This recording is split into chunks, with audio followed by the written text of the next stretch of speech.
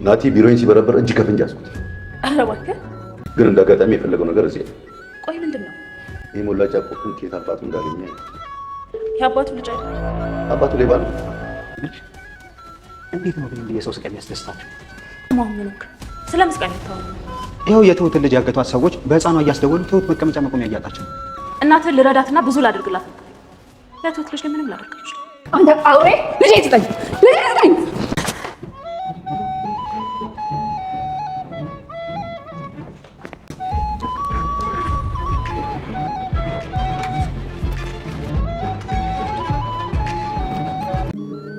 አቤት የትሁት አባት።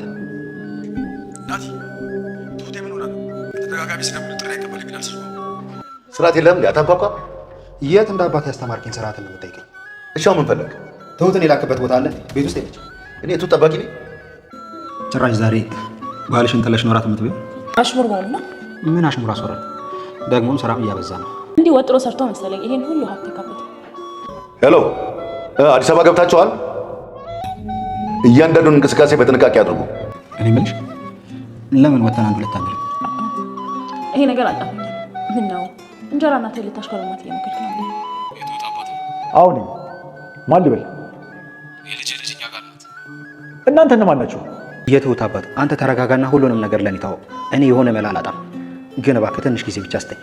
በመሆኑም በፕሮቶኮል ሹማምንቶቻቸው በኩል ጥይት የማያስመታው ልብስ አዲስ አበባ ውስጥ መግባቱ ይነገራቸዋል። ለዚህም ሚስተር ዉ የሚባል እሳት የላሰ ቻይናዊ ከቤጂንግ ተልኳል። ይህ ቡሌት ፕሩፍ ሙሉ ልብስ በእኔ በኩል በኮንትሮባንድ መንገድ ከሳልቫጅ ጋር ተደባልቆ ይገባል።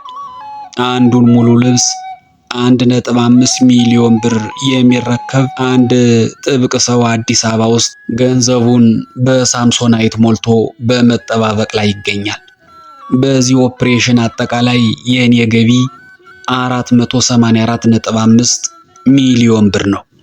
ምክንያቱም ሙሉ ልብሶች 323 ናቸው። ይህን በ1.5 ሚሊዮን ስታባዛው 484.5 ሚሊዮን አይመጣም? ይመጣል። አየኸው ምን ያህል አትራፊ እንደሆነ። ዋጋው አይቀመስም። ይህ የሚሆነበት ምክንያት ተራ ሰዎች ሁሉ እንዳይለብሱት ስለሚፈለግ ነው። የምትለውን ሁሉ ለማመን ይከብደኛል አለ ኢንጂነር ብጡል አይኖቹን እንደበለጠጠ። አሁን እነዛ ልብሶች ወደ አፍሪካ ተልከዋል ነው የምትለኝ? አዎ። ይህ ፈጣሪ ያለ ምን ነው ችግር አለ? ጀን መርቂ ግራ ተጋባ። ምናልባት ልብሱ የውሸት ይሆን? አዎ አለ። ልብሶቹ ጥይት አይከላከሉ? ጥይትማ ይከላከላሉ እንጂ። ታዲያ ሌላ ምን አይነት ችግር ነው ያለባቸው? በሁሉም ልብሶች ላይ ከ200 ሜትር ርቀት በላይ ድምፅ የሚቀዱ የኤሌክትሮኒክስ መሳሪያዎች የተገጠመባቸው ናቸው። ከልብሶቹ ክሮች ጋር አብረው የተሰሩ። እንዴ ይህ እኮ ከ30 ዓመት በላይ የፈጀ ጥናት የተደረገበት ጆሮ ጠቢ ልብስ እኮ ነው። ይህ እኮ ኤምኤስኤስ ዓለም ምን እንደሚተነፍስ ቤጂንግ ሆኖ የሚያዳመጥበት ጆሮ ነው። ለዛ መሪዎችና ትላልቅ የንግድ ሰዎች እንዲለብሱ ታስቦ ነው ጥይት መከላከያ ነው ተብሎ እንዲሰራጭ የተፈለገው። ውድ የሆነበት ምክንያት ጥይት በመከላከሉ ብቻ ተብሎ ሳይሆን ለቅንጦት ሁሉ እንዲለበስ በመታሰቡ ነው። ዋናው ጥይት መከላከሉ ነው። እኔ ሌላው ጉዳይ አያገባኝም። ኤምኤስኤስ ከፈለገ የመሪዎችን ፈስ ሁሉ ያዳምጥበት። አንተ ምን አይነቱ ፌዘኛ ሰው ነህ እባክህ? ይህ እኮ አፍሪካን እንደገና ለመቀራመት የተላከ እጅግ ዘመናዊ ጆሮ ነው። ለብዝበዛ፣ ለዝርፊያ። በዚህ ቅጽበት ሚስተር ሉ ጥልቅ አለ። ጸደይ ሁለት እጆቿን አፈርጥማ የመፍለጫውን ስለት በቡናማው ሳንቃ ላይ ልታሳርፍ ስትል ተልሚድ ቆይ በሚል ድምፅ አስቆማት። ወደ ኋላዋ ዙራ ስትመለከት ይህንኑ ቃል ደገመላት። ቆይ ምን ነው? መፍለጫዋን ትከሻዋ ላይ ያደረገች ተልሚድ በፈጣን እርምጃ መጥቶ ተጠጋት። ለምንድን ነው በሩን መስመር የሚያስፈልገን? ድምፁን ቀነሰው። ለምን በር ይዘጋብናል? በሩን ሰበር ነው። እሺ ከዛስ? መግባት ነዋ። ከዛ ማን ቤቱን ይጠብቃል? ሐሳብ ምንድን ነው? ለማንኛውም አካባቢውን እንልቀቅና እንነጋገራለን። አንዳንድ የመጡልኝ ሐሳቦች አሉ።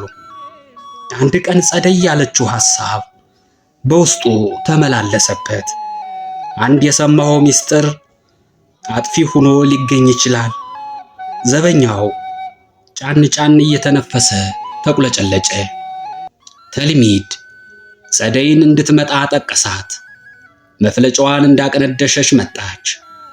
መፍለጫውን ተቀበላትና ሁለት እጆቹን ከፊት ለፊቱ ሰሪያቸው ሲል ትእዛዝ ሰጣት። ተልሚድ እጅህን ስጣት። እንዴ ምን አድርግ ነው የምትሉኝ? ዝም ብለህ እጅህን ስጣት፣ አለበለዚያ በዚህ መፍለጫ አናትህን ለሁለት ሲሰነጠቅ ታየዋለህ። ዘበኛው እየባባ እጆቹን ከፊት ለፊቱ ዘረጋ። ጸደይ እንደ ጨፈቃ አሰረቻቸው። ጣቶቹ ለየብቻቸው ይርበደበዱ ጀመር። ተልሚድ ከወዲያ ጥግ በኩል ያለ አንድ ግንድ በእግሩ እያንከባለለ አምጥቶ ከተንጨፈረሩት እጆቹ ስር አስጠጋ። እጆችህን ግንዱ ላይ አሳርፍ። ለምን? ልትቆርጠኝ ነው? ምን አጠፋው የኔ ጌታ? የኔ ጌታ ምን አጠፋው? እስካሁን ያጠፋው ነገር የለም። እሺ ታዲያ ምን አድርግ ነው የምትለኝ? ብሩክታዊት የት ናት?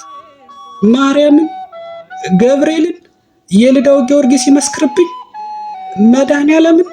እጅህን ግንዱ ላይ አሳርፈው፣ አለበለዚያ አናትህን እገምሰዋለሁ። ኧረ ሰው ያለ አፍን ዝጋ። ተልሚድ ተንጠራርቶ መፍለጫውን ለምት አሰናዳው። እሺ የማላውቀውንስ? ያላየሁትን ከየት አምጥቼ ልናገር? ወይ የምታውቀውን ትነግረኛለህ፣ ወይ ሁለት እጆችን ታጣለህ። ቆይ። እሺ ቀጥል። ጋሼ ብሩክታዊትን ወደ መኪናው አስገብተው እግረ ሙቅና ጥቁር ፕላስተር ወደ መኪናው ይዘው ሲገቡ አይቼ ነበር። ይሰሯቸው አይሰሯቸው እንጃ። ከዛስ ወዴት ወሰዳት? ተዛ በኋላ ያለውንማ በምን አይቼ፣ ታጥፈው ካይኔ ራቁ። ከዛስ ተብዙ ሰዓታት በኋላ የጋሽን መኪና ጩኸት ብሰማ በሩን ከፈቱ። ገቡና መኪናቸውን አቁመው በችኮላ ወደ ቤት ገቡ። እሺ ከዛስ? ተዛማ ገብተው በስልክ ሲነጋገሩ ነበረ። በደንብ አልሰማኋቸውም፣ የሰማኸውን ብቻ። አስገባሃት፣ ብራቮ ሲሉ ሰምቻለሁ። ሌላስ? ሌላ አዎ ሌላ ግደሉት ብዬ አልነበረም ያሉ መሰለኝ። አዎ ብለዋል። ሌላስ? ሌላ የሰማሁት የለም። ቁልፉን በአዲስ አስቀየሩ፣ ሄዱ፣ በቃ። ሌላስ? መድኃኔዓለምን የቁልቢው ገብርኤል ይቆማምጠኝ። ሌላ የማውቀው ነገር የለም። ባውቅ በብሩክታዊት ልጨክን? እንኳንስ እኔ በእሷ የሚጨክን ማን ነው? እሷ እኮ እንጀራዬ እኮ ናት። እሷ እኮ አጉራሼ እኮ ናት። እሷ እኮ የራቤ መድኃኒት ናት። በእሷ ብጨክን ቀኑም አይመሽልኝ፣ በእሷ ብጨክን ሌቱም አይነጋልኝ። ወይ ሌላ ጥፋት ካለብኝ ንገሩኝ። ተልሚድ ለብዙ ደቂቃዎች ያህል አይኑን ዘበኛው አይኖች ላይ ተክሎ ሲያስብ ከቆየ በኋላ ፍቹ ሲል ለጸደይ ትእዛዝ ሰጣት። ፈታችው። አሁን እንደራደራለን። እሺ አለ ዘበኛው እጁን እያፍተለተለ። እኔ ዘመዶችን ሁሉ ወዳጆችን ሁሉ አውቃለሁ። ክፉ ካረክብኝ የትም አታመልጠኝም።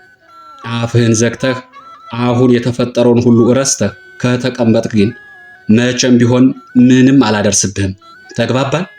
ኧረ እኔ ትንፍሽ አልልም። እንዲያውም ቤቱን ሰብራችሁ ከምትገቡ አለና ኪሱን በረበረ ዘበኛው። አንድ ቁልፍ መዘዘና ለጸደይ ዘረጋላት። ይህ ቁልፍ ጋሽ ለደጀኔ የሰጡት ነው። ማታ ማታ እየመጣ ትልቁ ቤት ውስጥ ያድራል። እንዳይጠፋበት ብሎ ነው እኔ ዘንድ ያስቀምጠው። ልብስ ምናምንም መቀየር ካስፈልጋችሁ ግቡና ቀይራችሁ ቶሎ ውጡ። እነ ደጀኔ ከመጡ። ጸደይ ቁልፉን ተቀብላ ወደ በሩ አመራች። ሚስተር ሉ ገብቶ እንደቆመ ጀመርቂና ብጡል አፋቸውን ዘጉ።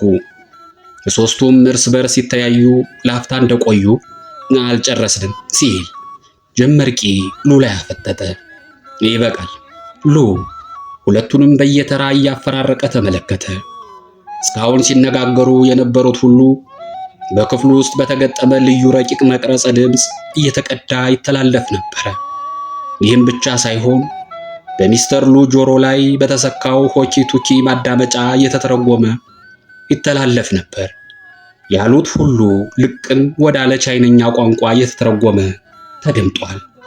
ጀን መርቂ የጥይት መከላከያውን ልብስ ሚስጥር ከብጡል ለመውሰድ እንደጠየቀ፣ ብጡልም በጥር ወር አዲስ አበባ ውስጥ በሚደረገው የአፍሪካ ህብረት የመሪዎች ጉባኤ ከመጠናቀቁና መሪዎችም ወደ የሀገሮቻቸው ከመመለሳቸው በፊት እንዲደርስ የተፈለገውን ልብስ የጆሮ ጠቢነት ሚስጥር በቁጭት ለጀን መርቂ መናገሩን ሁሉ ደርሰውበታል። ለሚስተር ሉ የተላለፈለት ጥብቅ ትዕዛዝ ሁለቱን ሰዎች በአፋጣኝ እንዲለያዩ እንዲያደርግ ነው። ይበቃል፣ ይበቃል። መቼ ጨረስን? ጀን መርቂ ሉ እንዲወጣ በዓይኖቹ ተጋረፈ። ሆኖም ሚስተር ሉ ሳይነቃነቅ ፈርጠም ብሎ ቆመ። ይበቃል ሚስተር ብጡል፣ ለሥራ እየተፈለጉ ነው። እሺ 5 ደቂቃ ብቻ ስጠን። ቻይና ውስጥ 5 ደቂቃ የ5 ዓመት ያህል ዋጋ አለው። ኢትዮጵያ ውስጥ ደግሞ ከጊዜ ቁጥር አይገባም። ሉ ይህንን እየተናገረ እያለ በሆኪ ቴኪው የሆነ ነገር አዳመጠ። በዚህ ቅጽበት ብጡል ብድግ አለ። ጀን መርቂ ተከትሎት ተነሳ። 5 ደቂቃ ከዚህ ወዳጄ ጋር መነጋገር እፈልጋለሁ አለ ብጡል ፈርጠም ብሎ ሉን እየተመለከተ። የዛሬው ዝግጅት እስከዚህ ድረስ ነበረ። ቀጣዩን ክፍል ይዘን እንቀርባለን። እስከዛው ድረስ መልካሙ ነገር ሁሉ ከእናንተ ጋር ይሁን። ሰላም።